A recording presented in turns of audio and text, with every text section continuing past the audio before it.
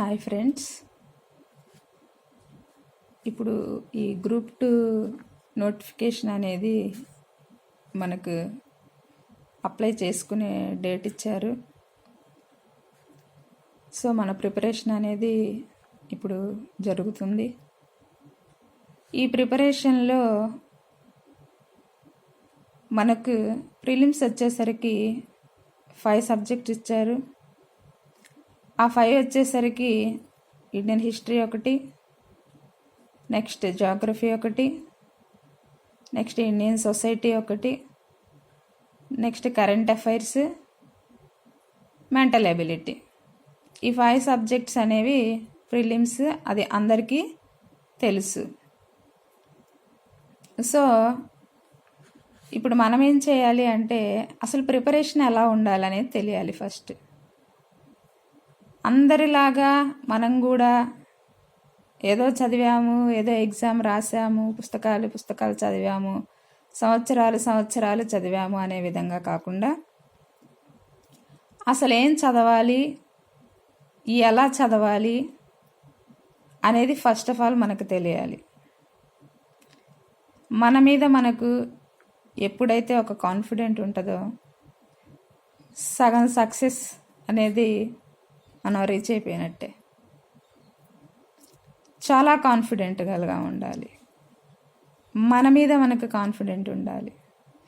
చాలా కాంపిటీషన్ ఉంది, అమ్మో మనం వెళ్ళగలమా, రీచ్ అవ్వగలమా అనేది పక్కన పెట్టేసి ఇప్పుడు నేను చెప్పబోయే వీడియోలో ఇండియన్ హిస్టరీ గురించి నేను ఎక్స్ప్లెయిన్ చేస్తాను. అలా సబ్జెక్ట్ వైజ్గా ఇక నుంచి నేను వీడియోస్ అప్లోడ్ చేస్తూ ఉంటాను.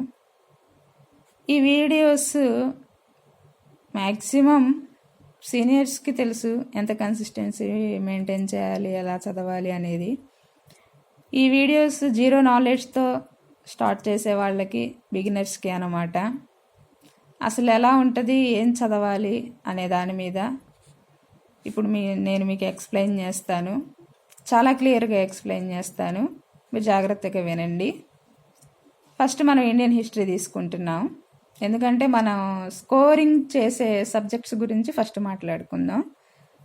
ఇక current affairs, Indian society, geography అనేది కొంచెం అప్డేట్స్ ఉంటాయి కాబట్టి ఇండియన్ హిస్టరీ అనేది మారదు. మనం ఎక్కువ పేపర్ టఫ్గా వచ్చినప్పుడు కూడా మనము స్కోరింగ్ చేయగలిగే సబ్జెక్ట్ అయితే ఇండియన్ హిస్టరీ, తర్వాత geography. Indian society last time చాలా కష్టంగా ఇచ్చాడు. లాస్ట్ టైం గ్రూప్ 2 నేను రాశాను. ప్రిలిమ్స్ క్వాలిఫై అయ్యి మెయిన్స్లో క్వాలిఫై అవ్వలేదు. నేను లాస్ట్ టైం జీరో నాలెడ్జ్తో స్టార్ట్ చేశాను. నాకు ఇప్పుడు ఒక ఎక్స్పీరియన్స్ అయిందనమాట. ఎలా చదవాలి, ఏం చదవాలి, ఎంత చదవాలి అనేది ఇప్పుడు నాకు ఎక్స్పీరియన్స్ అయింది. లాస్ట్ టైం 50% నాలెడ్జ్తో నేను వెళ్ళాను. 100% అయితే సబ్జెక్ట్ నేను చదవలేదు. కానీ ఇప్పుడు నేను ఎలా చదవాలి, ఏం చదవాలి అని హార్డ్ వర్క్తో పాటు స్మార్ట్ వర్క్ కూడా మనం చేయాలనేది నాకు బాగా అర్థమైంది. సో ఇప్పుడు నేను చెప్తాను, మీరు చూడండి. ఇక్కడ first Indian history 30 marks. Okay, ఈ ఇండియన్ హిస్టరీ 30 మార్క్స్కి ఇచ్చాడు. ఫస్ట్ ఈ ఇండియన్ హిస్టరీని మనం అర్థం చేసుకోవాలంటే ఇక్కడ ప్రాచీన చరిత్ర, నెక్స్ట్ మధ్యయుగ చరిత్ర, నెక్స్ట్ ఆధునిక చరిత్ర, ఇట్లా డివైడ్ చేసుకోవాలి ఫస్ట్ మనం. అంటే టోటల్గా చదివితే మనకు కన్ఫ్యూజన్ అనేది వస్తుంది అన్నమాట. ఫస్ట్ హిస్టరీ అనగానే 3 పార్ట్స్గా మనం డివైడ్ చేసుకోవాలి. ఫస్ట్ ప్రాచీన చరిత్ర, తర్వాత మధ్యయుగ చరిత్ర, తర్వాత ఆధునిక చరిత్ర. ఇప్పుడు హిస్టరీని 3 పార్ట్స్గా మనం డివైడ్ చేసేసాం. ఈ 3 పార్ట్స్ మనం ఎలా చదవాలి అనేది మనకు తెలియాలి. ఫస్ట్ కొంతమంది ఏం చేస్తారంటే తెలియక మొత్తం ఒకే విధంగా చదివేస్తారు. లేదండి, ఫస్ట్ 3 పార్ట్స్గా మనం డివైడ్ చేసుకొని ఎక్కువ మార్కులు ఎక్కడి నుంచి వస్తాయి అంటే ఇది ఆధునిక చరిత్ర నుంచి హైయెస్ట్ స్కోర్ వస్తుంది.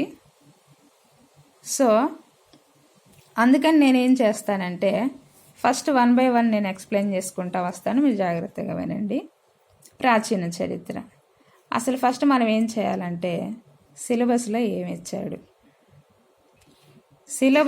ఏమిచ్చాడనేది తెలియాలి. ఇప్పుడు సింధు లోయ నాగరికత స్టార్టింగ్.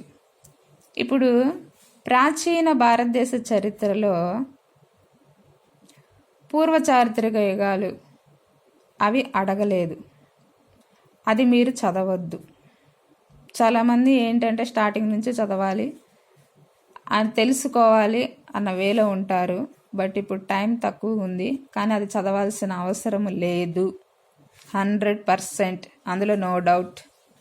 మీరు స్టార్ట్ చేయాల్సింది సింధు లోయ నాగరికత. లాస్ట్ టైం సింధు లోయ నాగరికత నుంచి 1 బిట్ వచ్చింది, ఖచ్చితంగా 1 బిట్ వస్తుంది సింధు లోయ నాగరికత గురించి.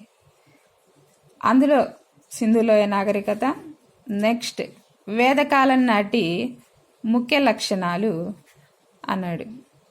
సింధు లోయ నాగరికత ఖచ్చితంగా చదవాలి. దీనికి ముందు ఉన్న ప్రీ హిస్టరీ మీకు అవసరము లేదు, మీరు చదవాల్సిన అవసరం లేదు. నేను ఏ టాపిక్స్ అయితే స్ట్రాంగ్గా చెప్తున్నానో వాటి మీద కాన్సన్ట్రేషన్ చేయండి, అవి నంబర్ ఆఫ్ టైమ్స్ చదవండి. సింధు లోయ నాగరికత మస్ట్ అండ్ షుడ్గా చదవాలి. నెక్స్ట్ వేదకాలం నాటి ముఖ్య లక్షణాలు, తొలి వేదకాలం, మలి వేదకాలం, ఇవి రెండింటి గురించి ఇక్కడ చదవాలి. నెక్స్ట్ బౌద్ధ మతం, జైన మతం ఆవిర్భావం.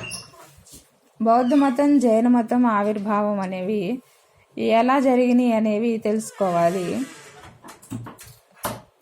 ఈ మూడిటి నుంచి లాస్ట్ టైం 3 బిట్స్, సింధు లోయ నాగరికత 1 బిట్, వేదకాలం నాటి నాగరికత 1 బిట్, బౌద్ధ మతం, జైన మతం వీటి మీద 1 బిట్ పడింది. 3 బిట్స్ ఖచ్చితంగా వస్తాయి. ఈ ఏరియాల మీద ఫోకస్ చేయండి. నెక్స్ట్ మౌర్య సామ్రాజ్యం. మౌర్య సామ్రాజ్యం గురించి 16 మహాజనపదాలు ఉంటాయండి, అవి మీరు చదవాల్సిన అవసరం లేదు. జస్ట్ అస్సలు వాటి వైపు మీరు చూడాల్సిన అవసరం కూడా లేదు, ఎందుకంటే బిట్ రాదు అక్కడి నుంచి, ఎందుకంటే సిలబస్లో ఇవ్వలేదు. సిలబస్లో ఏమి ఇచ్చాడో మనం అదే చదవాలి, అది తెలియాలి ఫస్ట్ మనకు. నెక్స్ట్ మౌర్య సామ్రాజ్యం. ఈ మౌర్య సామ్రాజ్యం తర్వాత గుప్త సామ్రాజ్యం. మౌర్య సామ్రాజ్యం ఎలా చదవాలంటే ఫస్ట్ అడిగాడు మనకు సిలబస్లో? పరిపాలన, సామాజిక, ఆర్థిక, మత పరిస్థితులు, కళ, వాస్తుకళ, సాహిత్యం, ఇవి అడిగాడు.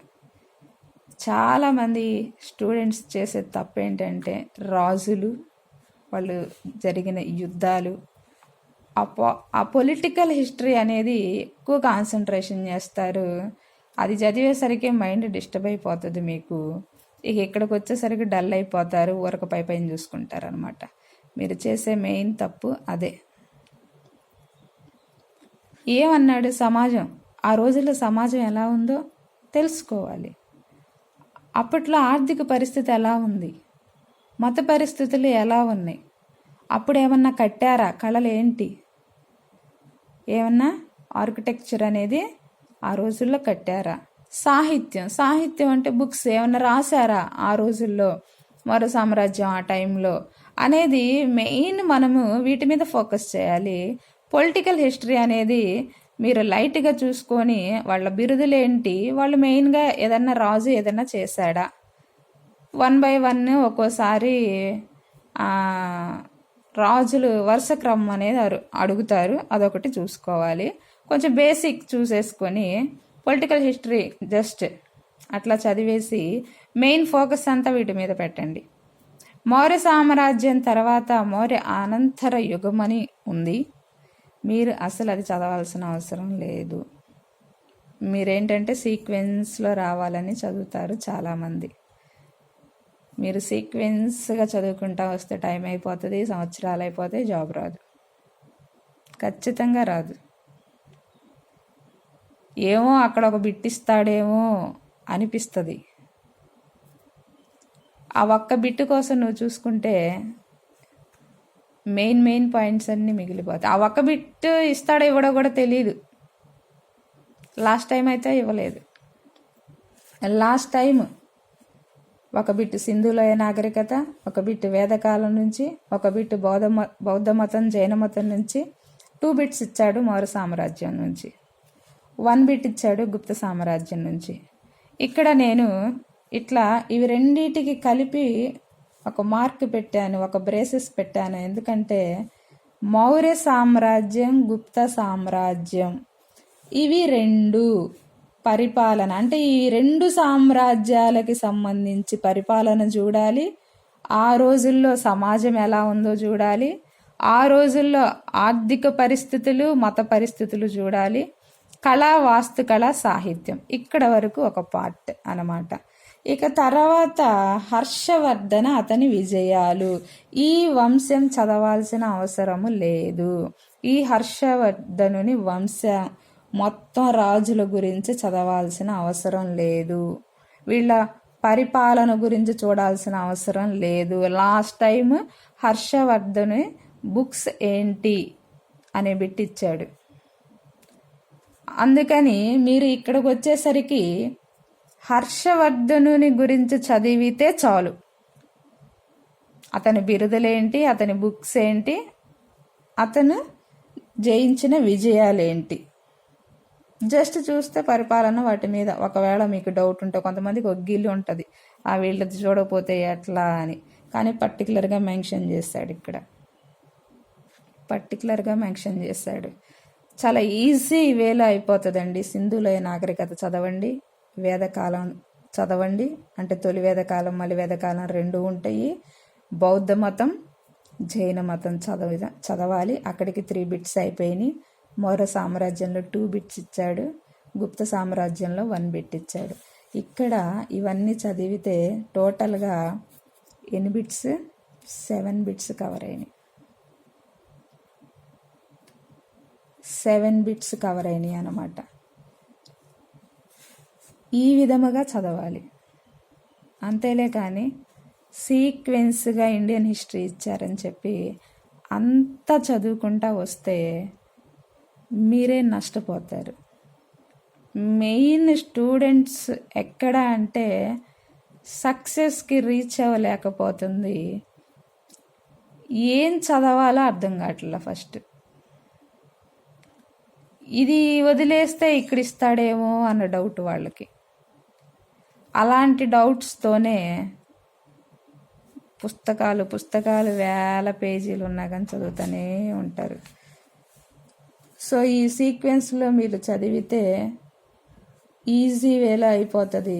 సింధులోయ నాగరికత, వేదకాలం నాటి ముఖ్య లక్షణాలు, బౌద్ధ మతం జైన మతం ఆవిర్భావం, మౌర్య సామ్రాజ్యం, గుప్త సామ్రాజ్యం, మెయిన్ అడ్మినిస్ట్రేషన్ మీద, సొసైటీ మీద, అప్పుడు ఆర్థిక పరిస్థితులు, మత పరిస్థితులు, వీటి మీద ఫోకస్ పెట్టండి. ఆ తర్వాత పొలిటికల్ హిస్టరీ మీద ఫోకస్ పెట్టండి. హర్షవర్ధన విజయాలు చదవండి. ఇంతవరకు చదివితే చాలు. ఈ ప్రాచీన భారతదేశ చరిత్రలో ఇంతవరకు చదివితే చాలు. మౌర్య అనంతర యుగం అవసరము లేదు. 16 మహాజనపదాలు అవసరం లేదు. ఇంతవరకు చదవండి. నెక్స్ట్ మధ్యయుగ చరిత్ర. మధ్యయుగ చరిత్ర. ఈ మధ్యయుగ చరిత్రలో ఈ యూరోపియన్ల ఆగమనం అనేది యాక్చువల్గా ఆధునిక చరిత్ర దగ్గర రావాలి, కానీ సిలబస్లో ఇక్కడ పెట్టాడు. So no problem. అక్కడున్నా ఇక్కడున్నా మనం చదవాల్సిందే. కాబట్టి కొత్తగా చదివే వాళ్ళకి తెలియదు, ఇది ఆధునిక చరిత్రలో భాగం అన్నమాట. మన ఇండియాకి యూరోపియన్స్, బ్రిటిష్ వారు ఎలా వచ్చారు అనేది మధ్యయుగ చరిత్రలో చదవాల్సిన పార్ట్ ఇది. ఇది మధ్యయుగ చరిత్రలో ఇచ్చాడు కాబట్టి ఈ సిలబస్ మీరు ఇక్కడ చదివినా అక్కడ చదివినా నో ప్రాబ్లం. చోళ పరిపాలన వ్యవస్థ, వాళ్ళ పరిపాలన గురించి చదవమన్నాడు ఇక్కడ. నెక్స్ట్ లాస్ట్ టైం ఇక్కడ బిట్ ఇవ్వాల. ఇది మొత్తం మేము చదవలేము అనుకుంటే స్కిప్ చేయొచ్చు, నో ప్రాబ్లం. ఒక బిట్ కన్నా ఎక్కువ రాదు. లాస్ట్ టైం అయితే అసలు అడగలేదు ఇక్కడ. నేనైతే లాస్ట్ టైం అసలు పూర్తిగా దీన్ని చదివే టైం లేక స్కిప్ చేసేసాను, అసలు బిట్టు కూడా అడగల. ఇది ఒకవేళ చదవగలను అనుకున్న వాళ్ళు చదవండి, లేకపోతే ఇదంతా మేము చదవలేము అన్న వాళ్ళు ఇది కొంచెం స్కిప్ చేయొచ్చు, మీకు అర్థమైతే మాత్రం చదవండి. నెక్స్ట్ అందుకనే నేను ఇక్కడ పక్కన ఏమీ రాయలేదు, లాస్ట్ టైం ఇక్కడ బిట్ ఏమి ఇవ్వలేదు, ఈసారి ఇవ్వడానికి కాదు, జస్ట్ చూసుకుంటే పైన చూసుకోండి, స్కిప్ చేసినా పర్వాలేదు ఇది, ఎందుకంటే మనం మెయిన్ పార్ట్ అనేది చదవాలి. నెక్స్ట్ ఢిల్లీ సుల్తానులు, మొఘల్ సామ్రాజ్యం. ఈ ఢిల్లీ సుల్తానులు, మొఘల్ సామ్రాజ్యం అనేది కూడా పరిపాలన, సామాజిక, ఆర్థిక, మత పరిస్థితులు, కళా, వాస్తుకళ, భాష, సాహిత్యం. ఇక్కడ సేమ్ ఏవైతే చూసామో ఇక్కడ కూడా అవే.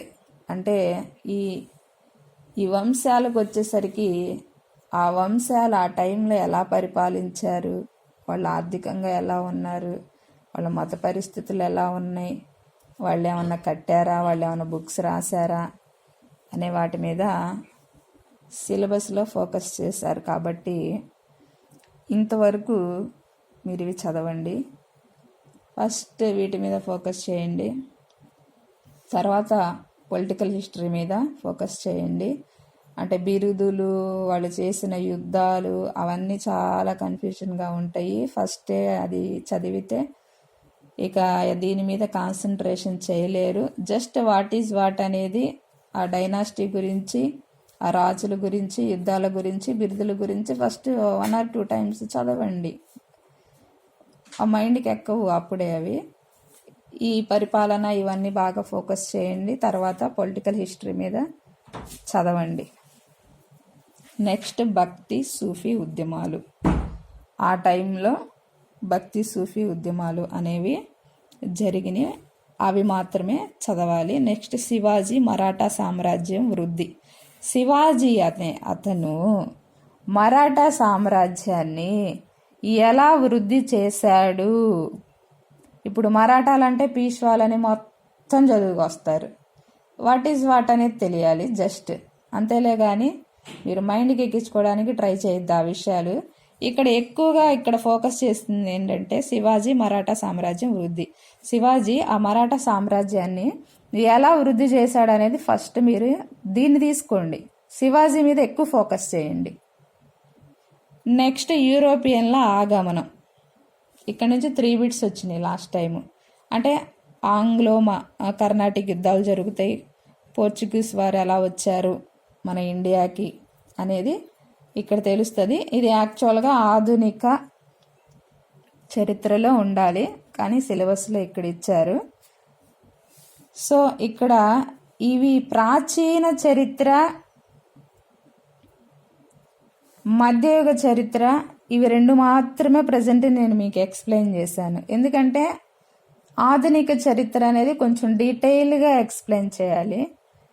సో నాకు ఏదో చెప్పాము అన్నట్టు కాదు, కానీ చెప్పింది మీకు అర్థమయ్యి చదివే విధానం మీకు తెలియాలి, ఎక్కడ ఫోకస్ చేయాలనేది తెలియాలి. అందుకని నేను ఆధునిక చరిత్ర అనేది నెక్స్ట్ వీడియోలో క్లియర్గా ఎక్స్ప్లెయిన్ చేస్తాను. ఆ జాతీయ ఉద్యమం అందులో చాలా ఉన్నాయి, గాంధీ యుగం అని, అతివాదులు, మితవాదులు అవన్నీ ఉన్నాయి, సామాజిక సంస్కరణలు వచ్చినవి. ఇంకా ఇవన్నీ ఏంటంటే నేను 1 by 1 డీటెయిల్గా ఎక్స్ప్లెయిన్ చేస్తాను. ఈ ఆధునిక చరిత్ర వచ్చేసరికి జస్ట్ బ్రీఫ్గా చూడండి. ఇక్కడ 1857 తిరుగుబాటు, దాని ప్రభావం ఇచ్చాడు, దీని గురించి చదవాలి, ఒక బిట్ ఖచ్చితంగా వస్తుంది. బ్రిటిష్ వారు ఎలా బలపడ్డారు అంటే పోర్చుగీస్ వారు మన ఇండియాకి వచ్చారు కదా, వాళ్ళు ఎలా బలపడ్డారు, ఏకీకరణ, భారతదేశంలో అధికారం, వాళ్ళు వచ్చారు, బలపడ్డారు, ఎలా అధికారం చేశారు మన మీద అనేది తెలుసుకోవాలన్నమాట. చూడండి సీక్వెన్స్గా వస్తుంది అనమాట. అందుకని ఇండియన్ హిస్టరీ అంటే భయపడద్దు, సీక్వెన్స్గా చదవడం నేను నేర్పిస్తాను మీకు, యూ డోంట్ వరీ. ఎందుకంటే ఆల్రెడీ నేను లాస్ట్ టైం రాసినప్పుడు నేను తెలియక చాలా మిస్టేక్స్ చేశాను, ఆ మిస్టేక్స్ అన్నీ కవర్ చేసుకుంటూ ఇప్పుడు ప్రిపేర్ అవుతున్నాను. ఈసారి మనం అందరము కలిసి బాగా ఫోకస్ చేసి చదివి ఎలా అయినా గ్రూప్ 2 జాబ్ అనేది మనం కొట్టడం మన లక్ష్యం. ఆ లక్ష్యంతో మనం ముందుకెళ్దాం. ఖచ్చితంగా మనం కష్టపడదాం. సో బ్రిటిష్ వారు బలపడడం, ఏకీకరణ భారతదేశంలో అధికారం అనే వరకు వచ్చేసాం. ఇక్కడ నుంచి 6 బిట్స్ వచ్చినాయండి. లాస్ట్ టైం అంటే వాళ్ళు ఎలా బలపడ్డారు అంటే దాని మీద వాళ్ళు ఏం చట్టాలు చేశారు, జమీందారీ విధానం ఏంటి, వాళ్ళు విద్యా విధానం ఏంటి, మరాఠా సిక్కు యుద్ధాలు జరిగినాయి, కొన్ని కమిటీస్ వేశారు వాళ్ళు, ప్రతి దాని మీద బిట్ ఇచ్చాడండి లాస్ట్ టైం. ఇక్కడ 6 బిట్స్ వచ్చినాయి ఇక్కడ నుంచి లాస్ట్ టైం. అందుకనే ఆధునిక చరిత్రలో ఎక్కువ స్కోర్ చేయాల్సినది ఉంటుంది. అందుకని నేను అది బ్రీఫ్గా నేను తర్వాత చెప్తాను. సామాజిక 19th 20 అన్నమాట శతాబ్దంలో మత సంస్కరణ ఉద్యమాలు అడిగారు. ఇంకా నెక్స్ట్ భారత జాతీయ ఉద్యమం, వీటిలో దశలేంటి, వీళ్ళు ఏ ప్రాంతాల నుంచి ముఖ్యమైన సహాయకులు మరి రచనలు అంటే ఆ టైంలో రాసిన బుక్స్ కానీ ఎవరు సహాయం చేశారు, ఎన్ని దశలు ఉన్నాయి, అసలు స్వాతంత్రం ఎలా వచ్చింది మనకు, అప్పుడు ఎన్ని పోరాటాలు జరిగినాయి, గాంధీ గారు కానీ, అతివాదులు కానీ, మితవాదులు కానీ, కాంగ్రెస్ కానీ, ఇవన్నీ ఇక్కడ ఆధునిక చరిత్రలో ఉంటాయి. కాబట్టి నేను దీనిని సపరేట్గా చెప్తా, డీటెయిల్గా చెప్తా. ఒకవేళ మీరు ఆధునిక చరిత్ర వరకు ఏమన్నా రాసుకోవాలి అనుకుంటే ఇదిగోండి రాసుకోండి, వీడియోని పాస్ చేసుకుంటా. ఇది నెక్స్ట్ వీడియోలో నేను చాలా డీటెయిల్గా ఎక్స్ప్లెయిన్ చేస్తాను. ఎందుకంటే ఈ జాతీయ ఉద్యమం అనగానే చాలామంది కన్ఫ్యూజన్ అయిపోతారు. చాలా ఇయర్స్ ఉంటాయి, అసలు ఏంటి ఎలా చదవాలి అని చెప్పి చాలా కన్ఫ్యూజన్ అవుతారండి ఇక్కడ. సో అసలు మీరు కన్ఫ్యూజన్ అవ్వాల్సిన అవసరం లేదు. నేను ప్రిపేర్ చేశాను చార్ట్, అసలు ఎలా చదవాలి ఏంటి అని స్టెప్ బై స్టెప్ నేను గైడెన్స్ ఇస్తాను. ఇక్కడ ప్రతిదానికి నేను గైడెన్స్ ఇస్తానండి నాకు తెలిసినంత వరకు. ఈ వీడియోస్ బిగినర్స్కి, జీరో నాలెడ్జ్ వాళ్ళకి మాత్రమే. సీనియర్స్ ఆల్రెడీ తెలుసండి, వాళ్ళకి ఎలా చదవాలో, ఏం చదవాలో, ఏ ఏరియా చదవాలో వాళ్ళకి తెలుసు. జీరో నాలెడ్జ్తో స్టార్ట్ చేసే వారికి నేను సపోర్ట్గా ఉంటాను, నేను గైడ్ చేస్తూ ఉంటాను. బిగినర్స్కి నాకు తెలిసిన దానిలో నేను ప్రిపేర్ అవుతూనే నేను మీకు ఇక నుంచి సిలబస్ అంతా ఎక్స్ప్లెయిన్ చేసిన తర్వాత నేను ఆ ఎగ్జామ్కి సంబంధించి ఆ సబ్జెక్ట్స్ యొక్క ఏం చదవాలి, ఎలా చదవాలి, ఆ టాపిక్స్ కూడా చూపించి నేను మీకు ఎక్స్ప్లెయిన్ చేస్తూ ఉంటాను. నేను ఖచ్చితంగా మీకు ఎక్స్ప్లెయిన్ చేస్తాను. సో ఈరోజు నేను ప్రాచీన చరిత్ర, మధ్యయుగ చరిత్ర ఎవరైనా